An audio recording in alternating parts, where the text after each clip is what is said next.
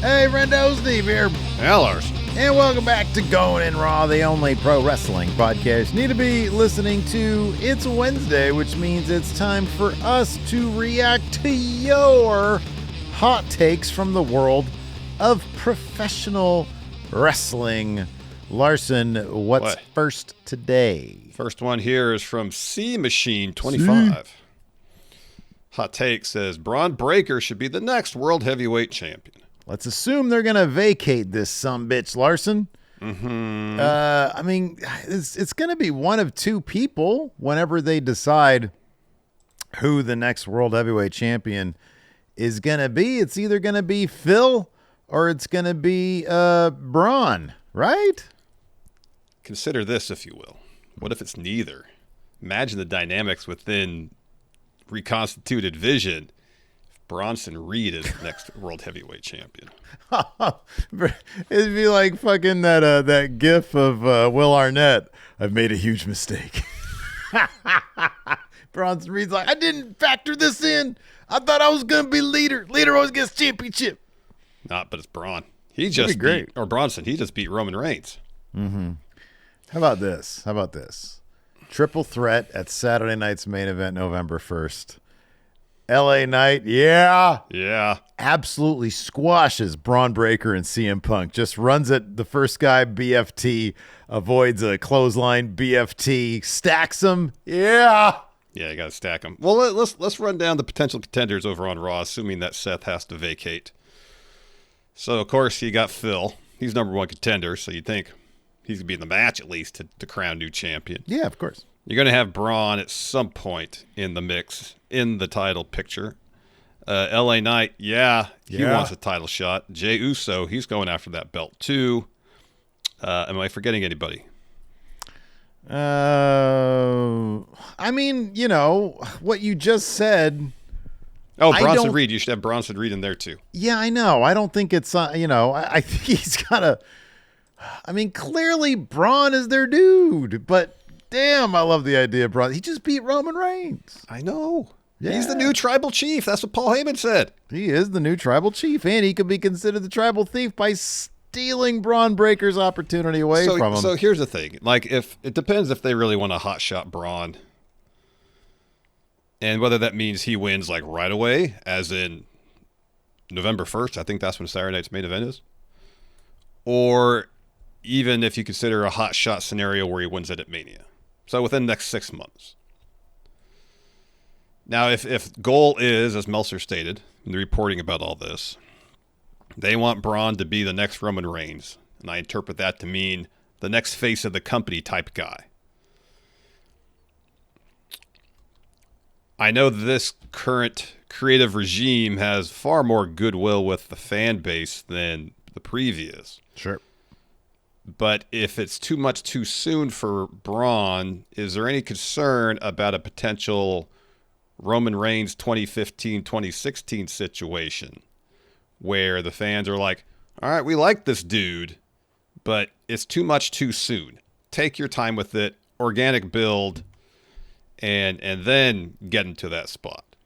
Do you think if they push too hard with Braun, instead of Phil or LA Knight or Jey Uso, the fans be like, no, we don't want this guy right now?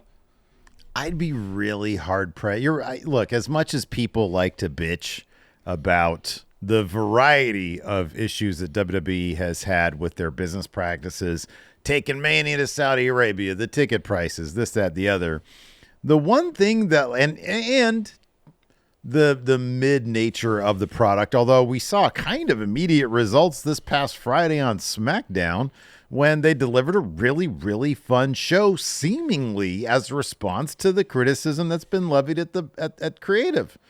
They are, I feel like they'd be far less prone, the fan base in general, especially the live crowd, which, as we've noted in the past, ever since Triple H took over and he's developed these characters to the point where they're at, the crowd doesn't really seem to be resentful quite yet of the current creative team.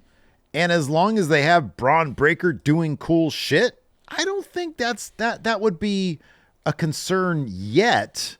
as long as they do cool shit, as long as the stories are kind of there. I don't think that's necessarily a concern. It would be a concern, I think, if they went all Braun all ways. So, like, you and I talked about this on yesterday's episode. We had kind of a back and forth in terms of what would kind of make more sense, or what do we think WWE would do that would make more sense to them. Punk title now, Braun wins at Mania, which I think is a good suggestion, or Braun wins now, Punk wins at WrestleMania, which I think is also a potential likely situation where you kind of have like both things that satisfy the fan base. I think your suggestion of Braun wins at Mania from Punk is an interesting one, because Braun would then have the title potentially until you number one, satisfy the whole, CM Punk needs the world title.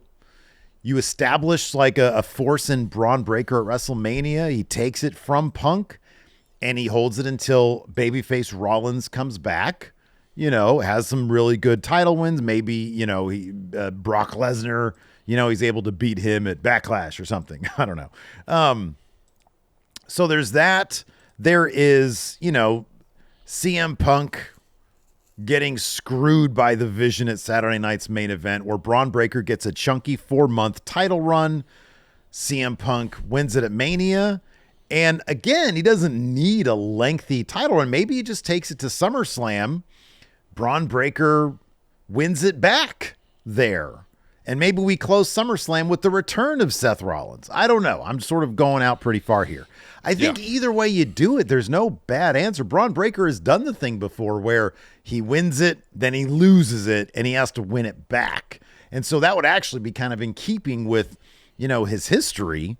And the hungrier, and I'm talking about the scenario where Braun wins it like next. And you sort of build up that like, CM, the hunger for CM Punk. Now he's got to win the Rumble or the Chamber, which you do that. You don't get too clever with it. You have him win the Rumble, and then at WrestleMania he beats Braun Breaker against the odds. Maybe Becky Lynch, costs Braun the win or something like that. Some revenge for Seth Rollins, and Punk gets his. He main evented last year. This year in 2026, he main events and wins at WrestleMania, kind of fulfilling all the checkbox for the CM Punk fans. And he has a little title reign, but Braun is chasing him. He's scary. He's new, and he wins, he wins it back after that at some point. I was just thinking here, if it's a situation where Seth was scheduled to face Roman at Mania, is there a scenario where they keep Braun out of the title picture short term, have him beat, say, Roman at WrestleMania, really take their time with him in terms of building him up to that main event stature, and then have him win maybe at SummerSlam, maybe even next year at WrestleMania? Boy, man, I see your point, and I think there is value in telling his story to get to the World Championship organically and more methodically. I think there's value to that. Yeah. But man, I don't know that you want to wait that long. Like, Vision's hot now, Braun's hot now. Right? If you do a situation where Braun is running through Roman, Brock. Let me ask you this really quick about Roman. Sure. Because Roman should be a really big deal. He is a big deal. Yeah. But like, Bronson Reed just beat him. Does that make a potential Braun Breaker WrestleMania against Roman Reigns like a little lesser? I think there would be a major difference in that if Braun beat Roman, it would be with no help. Just straight up one-on-one clean win. Mm-hmm. Mm-hmm. Whereas Bronson Reed obviously was a street fight. There was all sorts of interference all over the place. So if you have Braun in a one-on-one match beat Roman clean, that's a difference. Well, okay. That doesn't happen very often. It does not. You're right. Yeah, I don't know. I feel like it's the big thing.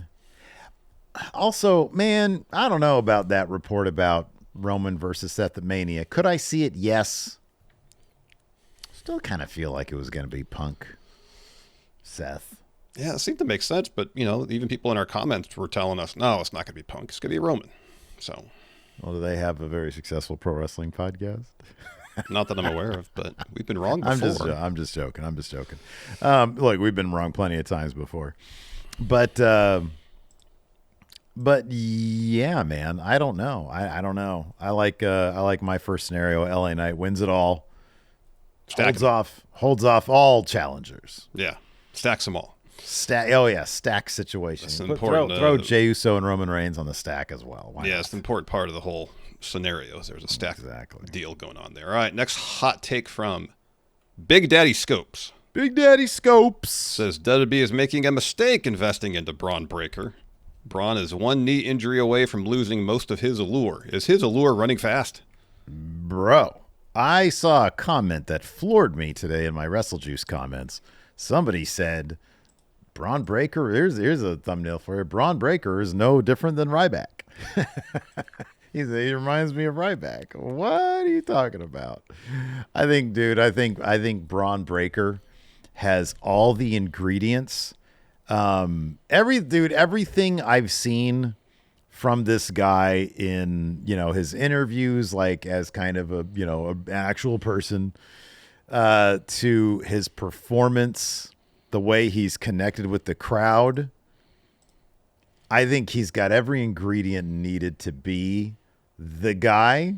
For some people, I wonder if it's just a matter of, well, I got to see it before I really get it. And with Braun Breaker, I'm really looking forward to the moment where he does get elevated with that world title and we get to see him, sort of fully formed. And I think it's going to be a process before he is fully formed necessarily. Mm-hmm. But I think this guy has got what it takes to be a Batista, an Orton, a Roman Reigns, perhaps. I think he's got everything to be the guy. Sometimes you have to see it first, but I think he's got the ingredients for sure. I mean, I don't think his allure is strictly his athleticism. It's part of it. I mean, to see him move around the ring as quickly and as speedily as he does is impressive. Yeah, yeah. But that's not the extent of, I think, why people are interested to see what his future holds. I think it's unlocking the character aspect, getting more experience in the ring, improving in that regard. You can see the potential there for, potentially a huge star. Now it's about putting it together to be the total package, if you will. Put him in a bus is what you're saying. No. The Braun Express. No brakes. Because, all gas, no brakes on the Braun Express. Huh?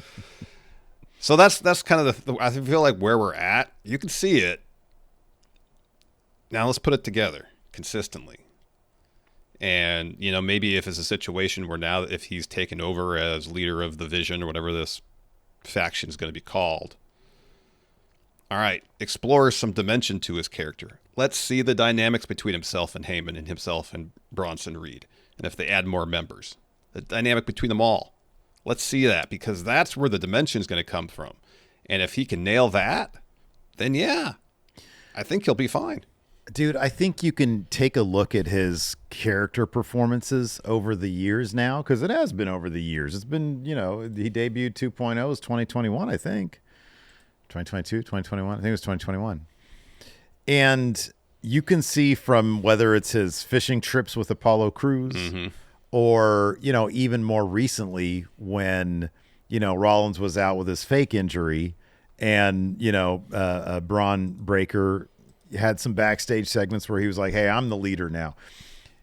And you've seen a variety of effective performances. Whenever he's asked to do something different from a character perspective, he understands the assignment and he usually performs it as well as can be performed. And like I said, in a way, it reminds me of Batista, where you ask him for a performance back during the Evolution days, and the way he built his character was because there was dimension to what he can do. And it's not shocking that he is now probably the best actor of the group. Although from what I understand, Peacemaker season 2 has given him a run for his money because Cena's doing some really great work. I haven't seen it yet, but I'm really looking forward to it.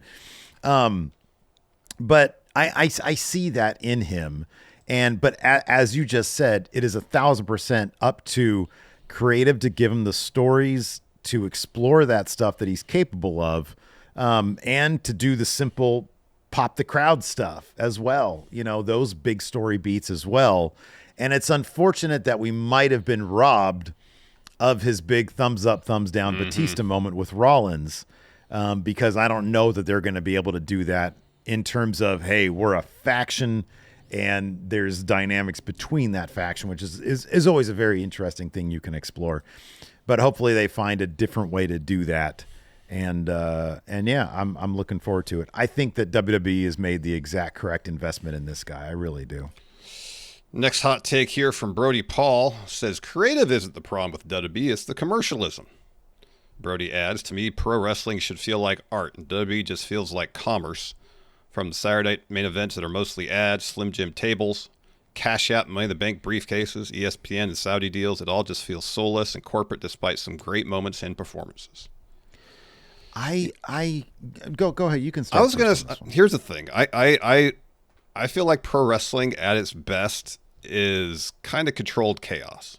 Sure. Where each show feels like an organic thing that develops and builds and things cross over and it's all kind of teetering, in a very scripted way on the brink of falling apart because it's just so alive with energy and urgency. That's when I feel like pro wrestling is at its best. And there's very, very, very often WWE does feel to me too controlled, a little too scripted. And because of that, at times it does feel a tad sterile and a little soulless. Okay, well, let me ask you this though: is what you're talking about a function of creative or commerce? I think it's a chance it's a little both. They keep it so orchestrated to make it more palatable for sponsorships. That's entirely possible. I think it's a little bit of both, because I think they both kind of feed into each other. They obviously want their product to have a very particular feel about it to appeal to sponsors. And I think part of that is, some of the edges are worn off a bit. And yeah, that's a creative thing, but I think it's a creative thing to achieve that goal. I'll be honest, man. I hate, to a degree, I hate to say this. I disagree with this take kind of wholeheartedly. If the commercials and the advertisements slow down the pacing of a packaged show, then in that case, I agree with it. And we have had that happen in the past where it feels like, golly, there's a lot of ads in this. Now, there are ways around that, like as we experienced, I think, with the last one where it was at 5 o'clock in the morning. We didn't watch it live. So we had the benefit of being able to fast forward through, anything in between the matches. And maybe that's cheating, maybe. But in my opinion, this Crown Jewel Perth received such good marks from the general fan base strictly because the creative was good. The matches were good by and large, but the creative was good. There also wasn't any sponsored matches, like overtly sponsored matches. Yeah, and look, dude, and I agree. The sponsored, when there's a sponsored match, like when the Street Profits come out in some Borderlands outfits, does it take you out of it? Yeah, I think it does. And so I think that can get in the way sometimes. But my biggest takeaway from that match wasn't what they were wearing or that it was an integration. It was the match was kind of boring. It was, you had this story that played out over 3 minutes in the opener where Montez and Dawkins weren't on the same page, and all of a sudden they were, and then they ended up still losing but nothing to do with what the actual story was. The match itself, the creative. And when I talk about creative, I also talk about, what I mean is the overall substance of what we're getting on the televised product. And that's the matches, the stories, the characters, et cetera, et cetera. when the creative is good, and this is the kind of a bummer thing, but the bottom line is, dude, when the creative is good and they give you moments where you're like, oh my God, I can't believe what that just happened. I can't wait for the next thing to happen. People will forgive everything. They will. They'll forgive the Saudi stuff. They'll forgive Brock coming back. They'll look the other way when, whatever, when, in light of huge ticket prices, they'll look the other way when it comes to the $30 extra for ESPN. They'll look the other way for fucking everything. As long as you give them good creative, nothing else will matter. If you had some Shakespearean ass creative that involved a Slim Jim table, nobody would give a living crap if there's a Slim Jim table. It's compelling stuff that you're getting, and therefore they don't care. And should they? Probably. That's not the greatest not the greatest commentary on fans, but they don't give a shit as long as the creative is good. When the creative goes bad or boring, then they start picking out the other stuff. They're like, oh yeah, and on top of that, this guy, that's just the way it is. That they offer up good creative. Nobody gives a shit about the commercialization of WWE or the enshittification of WWE. They don't care as long as there's cool shit happening in the ring. So I don't think it has anything to do with commercialization. I think it has to do squarely with creative, because if you give good creative, people will. Now, if commercialization gets in the way of a well-paced show, then maybe you got a point. But otherwise, I don't think people give a shit. No, I don't think a majority of people give a shit, but I think, like when we were watching WrestleMania this past year, and it was, every match, different sponsor, and it just seemed like overload. I mean, the a lot of WrestleMania, not say that there wasn't good matches or interesting story beats, because there was, but it seemed like a lot of WrestleMania was, hey, this is a victory lap for WWE. Look how successful and how mainstream we are now, between the ads and all the celebrities sitting ringside. It was almost more of a commercial for how awesome WWE is, as opposed to, hey, let's put on the best possible wrestling show. And I in a sense, I get that. That's fatiguing as a fan. You watch that and you want to look forward to WrestleMania because it's the pinnacle of the pro wrestling year. And you want top to bottom great stuff over the course of 2 days. And it seemed like there were some instances maybe where the focus was more so on let's get the drumstick mascot out there in the fan base. Admittedly, I love me some drumsticks. I know it's not a good example in case in the instance where I want to like counter an argument, because you're like, yeah, more drumstick, make Drumstick Man a wrestler. Could you argue with that? Come on now, that'd be kind of amazing. It'd be kind of. I mean, I would assume Drumstick Man would get hurt pretty quickly in wearing that outfit. But dude, don't you think the biggest takeaway from WrestleMania was, boy, that lousy John Cena Cody Rhodes match? And if they had killed it in that match and The Rock showed up instead of lingering Travis Scott, I think, that's what the takeaway would have been. And people would have been like, what a killer WrestleMania this was. And nobody would care about Drumstick Guy. Like, consistently good creative is like a Band-Aid that covers up a lot of other potential issues. Yeah, no, I sure. agree with that. I agree with that. I do. For probably a majority of the fan base. But, I've been saying for a while, yeah, there's something a little too sterile. This is a subjective, personal thing. There's something a little sterile about WWE's product. That's sure. That's just how it is. Yeah. And look, dude, I'm not saying that's not necessarily informed by commercialism. I think you're right. I think it is. They rarely do blood. They bleep out too many curse words, probably.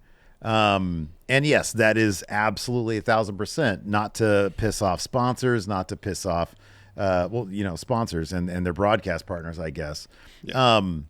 But it's just like saying, any comedian who relies on, blue material, that's such an old expression. It really is. On raunchy material. Isn't really worth their salt, because the heart of comedy should be in the substance of your jokes. And it's the same thing with pro wrestling. It's like, could they be edgier? Would I love them to go back to being?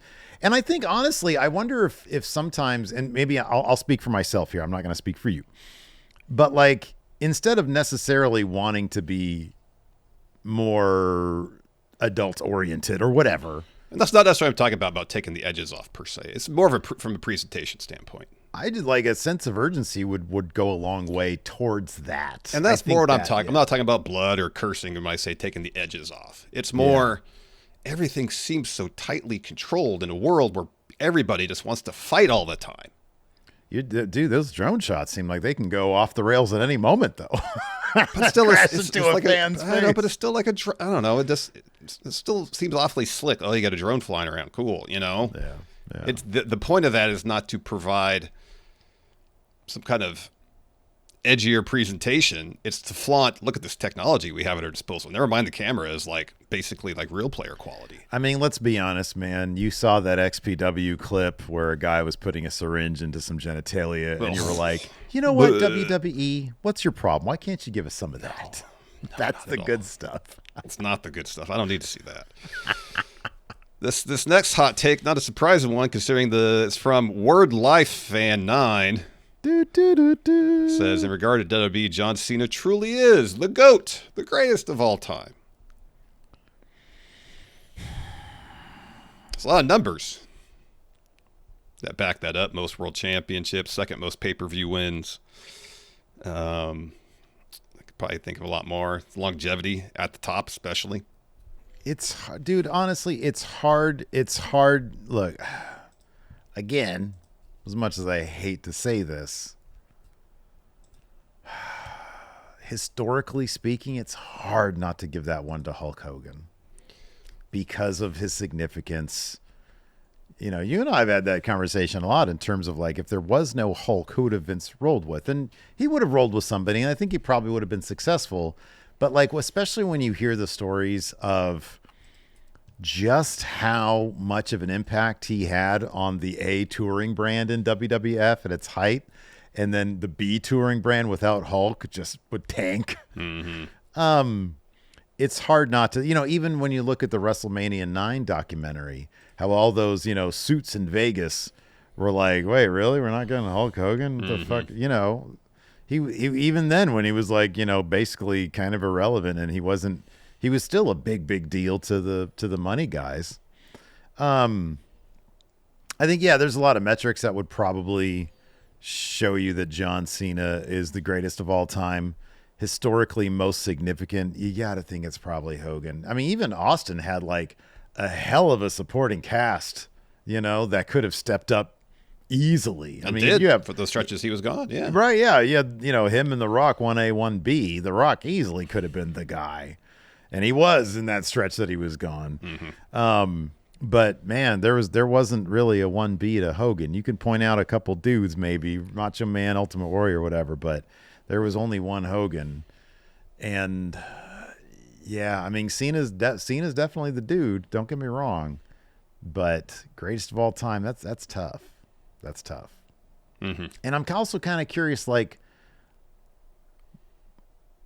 the significance of Bruno for all those years. If he was gone, would that company had simply collapsed? Yeah. Yeah. Or for that matter, Bob Backlund. Bob Backlund, those 5 years he was champion.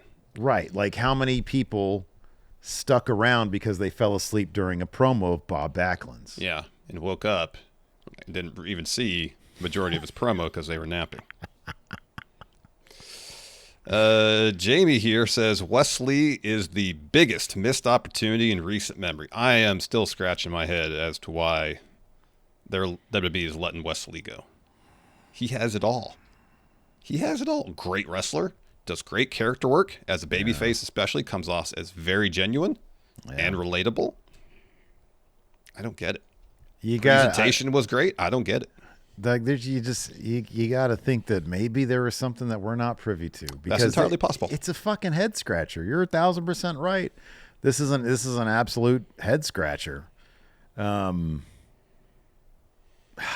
dude, I don't know. I really don't. Yeah, it's perplexing.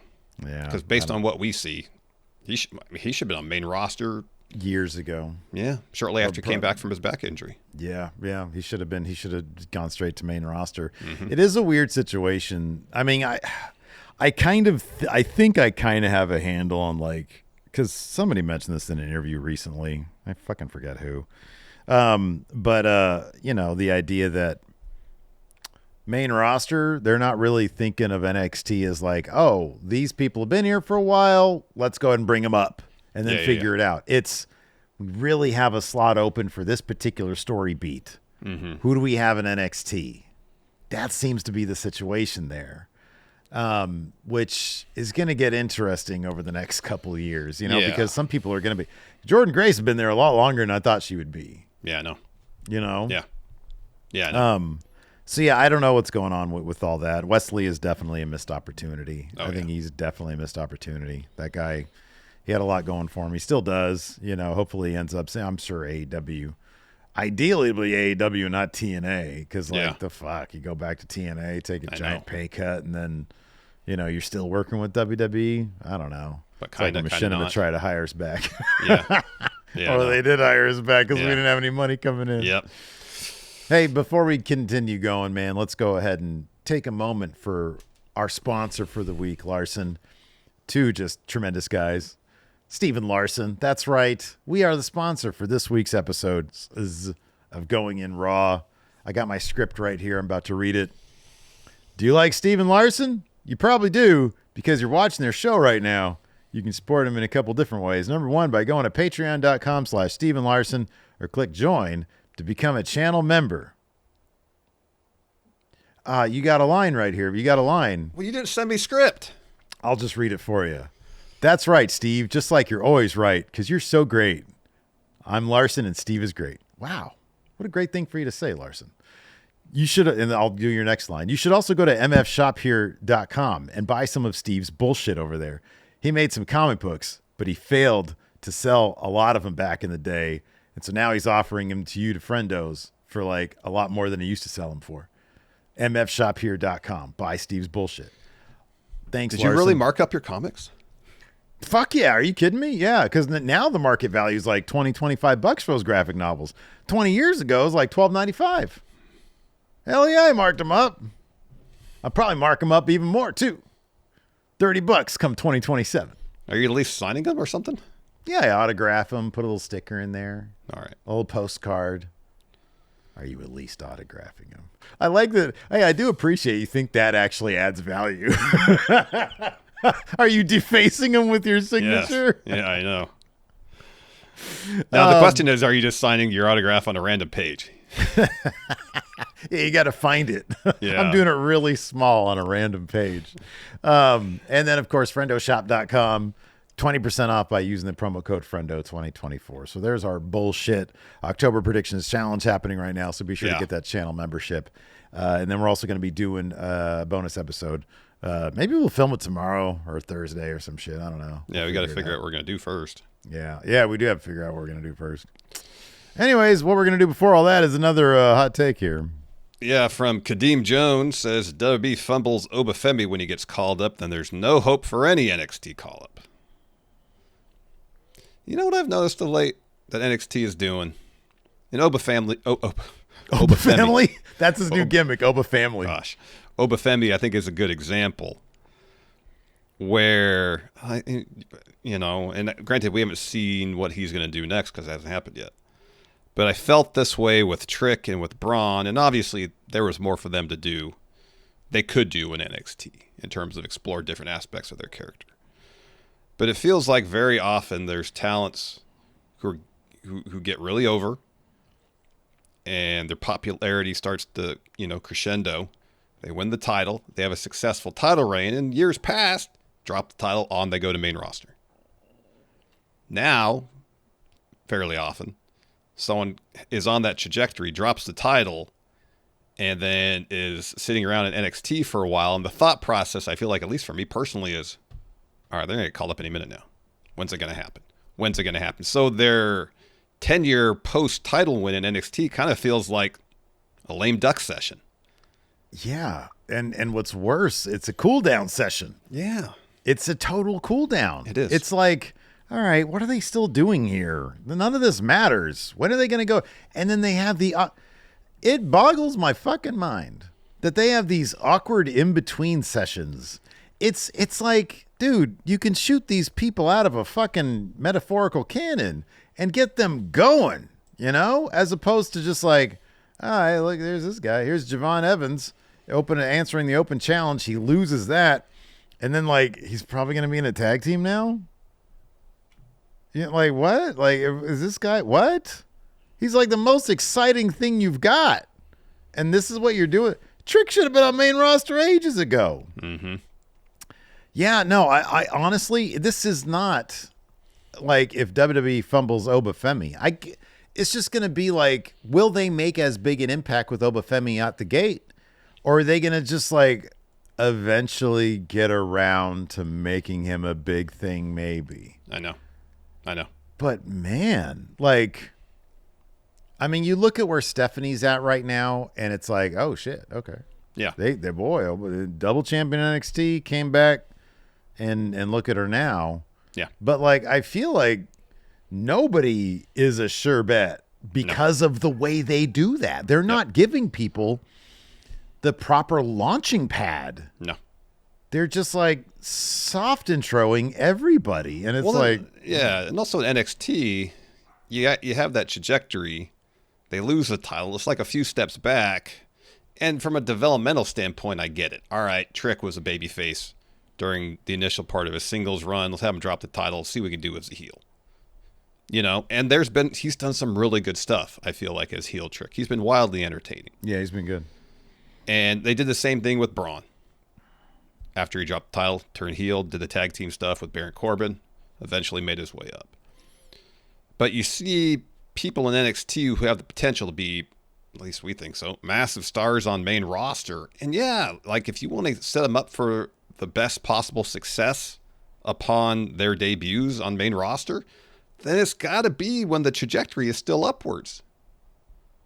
You know, when Trick was contending for the NXT title initially and after he won it, whenever he showed up on main roster, even just sitting ringside or something, the entire arena would chant, "Whoop that Trick." Yeah.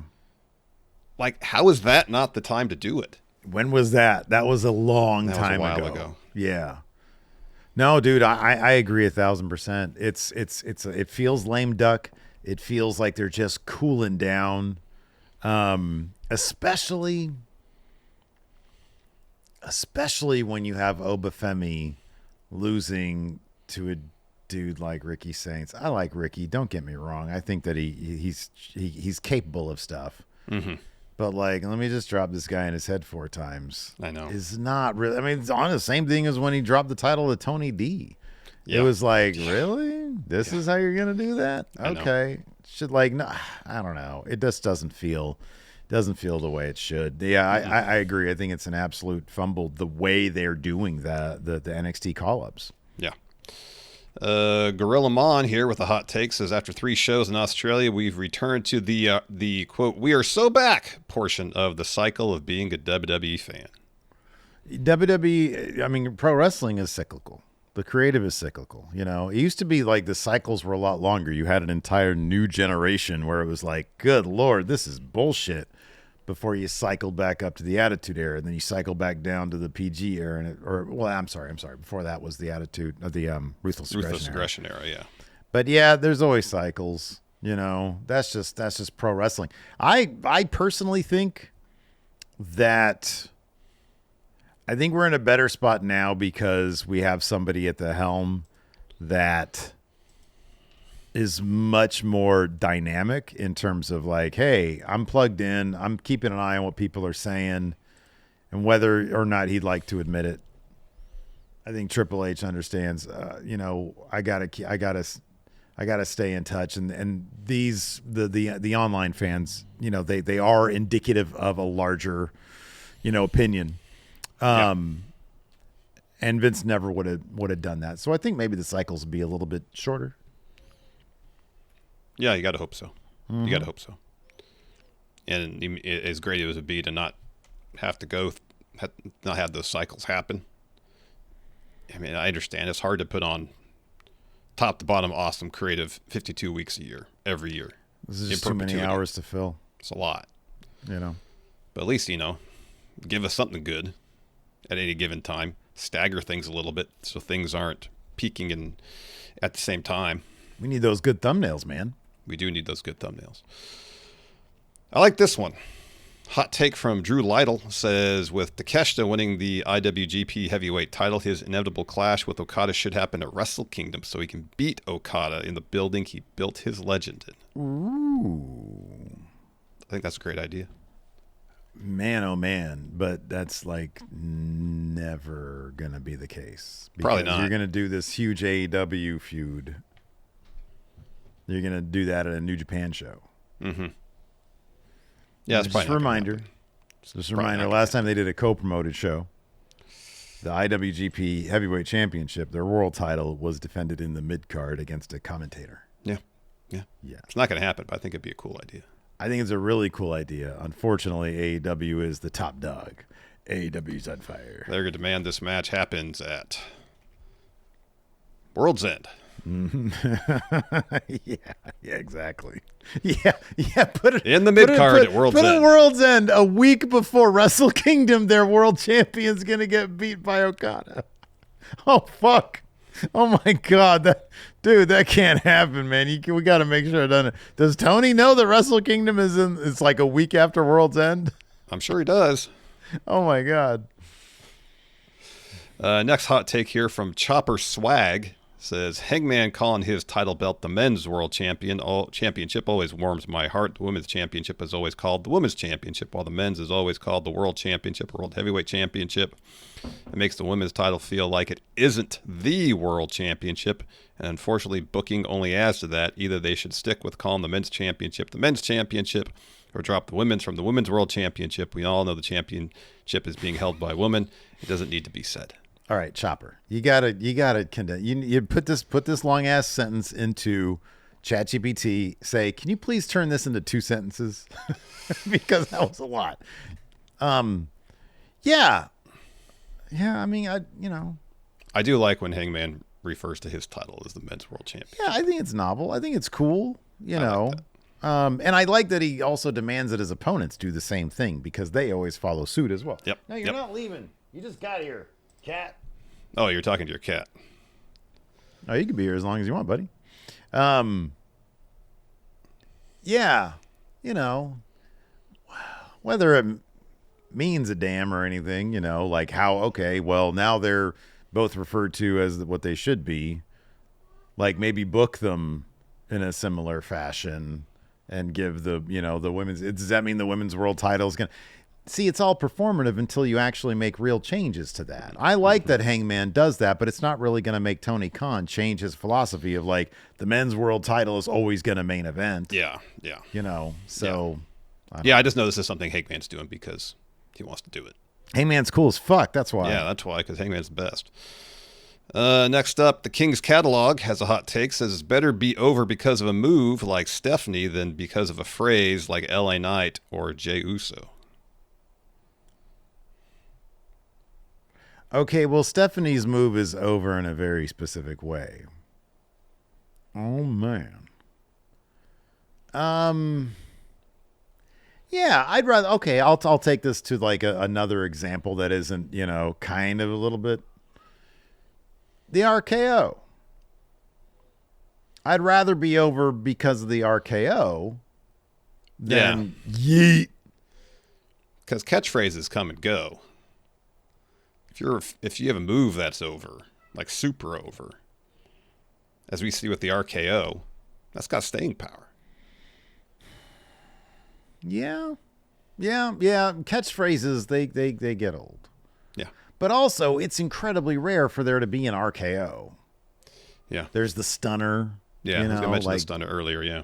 That was super over. I wish the stunner would just be more over than the what chant. Yeah, I know. Agreed there. All right, this next one's for you. Nice. From Atticus. Atticus says, the Prime Directive sucks. Yeah. I get that it's supposed to keep people from acting like gods, but it's wrong to let other planets suffer just because it interferes with their natural progression. I wouldn't mind if aliens came here and told us how to cure all diseases and stop the aging process. Oh, boy, that is a gnarly hole you're digging the Federation into. All of a sudden, you can go around to these non-warp civilizations who don't know fucking, Dick from Jane out in the cosmos. You're going to come down and be like, here's the cure to all your problems. And then when that inevitably turns into an absolute disaster for said, ecosystem, society, global, whatever, then like, oh, federal, no. You need a hands-off policy. You can't go around dicking with people like that, Like ideally, you pull the Riker, you go down there and you change your appearance to make it look like you're one of them. Go down there, smash a little bit like you did that one time with who was it? BB New Earth's character in that one episode. Yeah, you know what I'm talking about. I do. Yeah, and then none's the wiser. Like you get all the info you need. Yeah, maybe there's a little kerfuffle. That's a bad episode to give you an example because they straight up had to tell those people we're here. Yeah.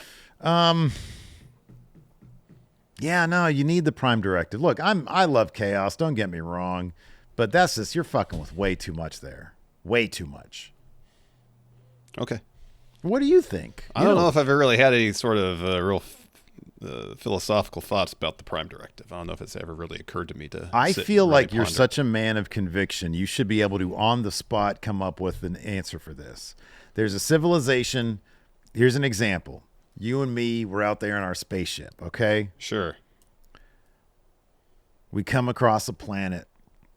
This planet has some fucked up shit going on with their sun, which we can easily fix. But they're on the verge of being just completely incinerated as a people. They are a pre-warp civilization. They don't know shit about what's going on. They don't know about us. Do we save them or do we not? How do we save them? Do we stop the sun from doing what it's doing? Yeah, we fuck with their sun. Okay, if there's a way we could stop it and they're none the wiser about our intervention, what's the harm? The natural order of things. Okay. Their progression was meant to cease at this moment. We don't know that.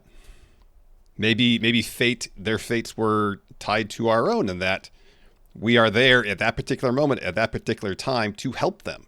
Well, that's a philosophical thing. And that's what I'm talking about. I haven't had these thoughts. I haven't thought about it in that sense.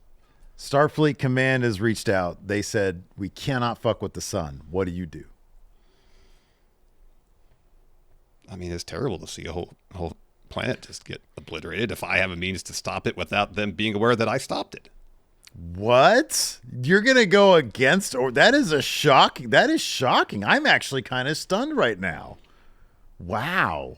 Now they're on the horn. They say not only do we have to allow this to happen, we need to send a couple of drones down there to watch it happen. I don't know why they're telling us to do this. That's crazy. Well, if they said that, then I'm definitely stopping it because that's just messed up. But they're going to know. They're going to be like, hey, we want that footage. I'm like, why do you want that footage? Oh, I'm sure there's AI then. In the future, there's probably even better AI. Sort of AI 3. footage. They're like, you sent us footage of MLK cutting a promo in the WWF. What is that all about? Oh, shit, sent you the wrong file here. And then the little Sora watermark shows pops up. Yeah. Like, what the hell? What happened to that guy's hands? Yeah, I'm a definite yay on the Prime Directive. Sometimes it breaks my heart. It does. But, I think there could be a difference. Again, I haven't really thought this through really. A difference where there's a direct intervention where in the instance like of the situation where that was happening and you're going down to that planet and you have to do something there with them knowing you're doing it. There's a global civil war, two sides warring. Yeah. And they don't know shit about the cosmos. Yeah. You could save millions by going down there and checking fools. And giving them, maybe one side needs something that the other side has. I think the answer to this is I'm obviously not cut out to be in Starfleet. Because I see a situation where a bunch of people are going to be harmed or meet a terrible fate. I'm like, shit, what can we do to help? That's my natural attitude. Yeah, yeah. So I think be one of them. Yeah. Answer here is I'm not cut out for Starfleet. You'd be like an engineering guy. You'd be like, hey, what do you need? I can give you warp. I can give you impulse. I'm not going to go, don't talk to me about whether or not to save these idiots down there, these pre-warp fools. Do you need the ship to go? Okay, I'll make it go. But here's the thing, though. Even if that's my role, I know I'm a part in all this. Wow. You know. Okay. Conscientious objector, Larson. Yeah. Interesting. So you're like, oh, you want me to hit the warp button so we can get out of here so we don't help these people? Gosh, I'd feel terrible about that. Wow. So even as a cog in the machine, you'd be holding it up. Interesting. All right. You know, I'd be in the holodeck. They'd be like, yeah, I know. Captain. You'd just be in the holodeck, none the wiser about what's going on elsewhere.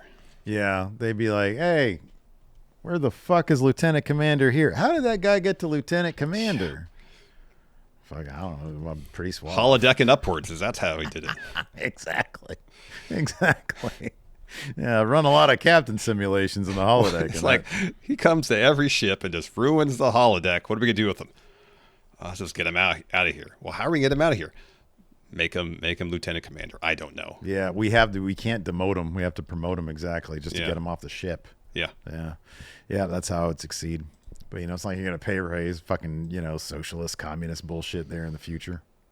So, everybody you have everything you want. You're supposed to be a better person. Anyways, that's. I'd rather go on a holodeck and just like wreck fools. Be like, oh my god, it's a bloodbath in here. Like they're not real. They're holodeck people. Even though like there've been how many stories with like holodeck characters that have like gained sentience? What the fuck? Yeah. It's crazy. It is. I'm like, none of these holodeck people lived long enough to gain sentience. Oh my gosh, Steve's in there, huh? Another bloodbath. No. Is he running the Zodiac program again? Oh my gosh. Shut up and give me your keys. Shut up and give me your shuttle. Anyways, that's gonna do it for the show today. I got a Starfleet uniform and the fucking Zodiac mask on coming out of there. Instead of your comm thing, you got the Zodiac logo. I got the Zodiac sign. Oh man. All right, that's gonna do it for the show. Thanks everybody for tuning in. We appreciate it. Till next time, we'll see you guys around. Goodness gracious. Goodbye.